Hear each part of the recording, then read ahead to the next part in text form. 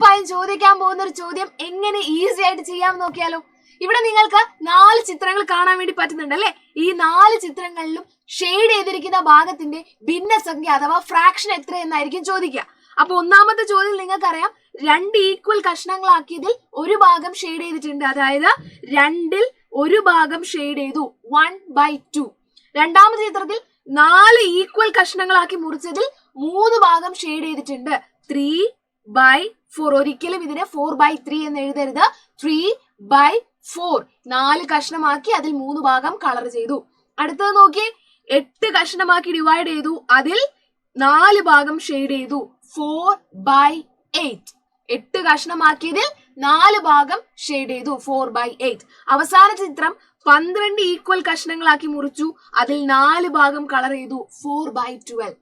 ഇതിൽ തന്നെ നിങ്ങൾക്ക് ചോദിക്കാൻ പോകുന്ന അടുത്ത ചോദ്യം എന്ന് പറയുന്നത് ഇവയിൽ തുല്യമായവ ഏതൊക്കെയാണ്. ഇതിലധികം കൺഫ്യൂഷന്റെ ആവശ്യമൊന്നുമില്ല. ചിത്രം നോക്കുക. ചിത്രത്തിൽ 1/2 4/8 ചിത്രങ്ങൾ തുല്യമാണ്. അവരാണ് തുല്യമായ ഫ്രാക്ഷൻസ്, തുല്യമായ ഭിന്നങ്ങൾ. അപ്പൊ നമുക്ക് എന്ത് എഴുതാം? 1/2 4/8 തുല്യമാണ് എന്ന് എഴുതാം.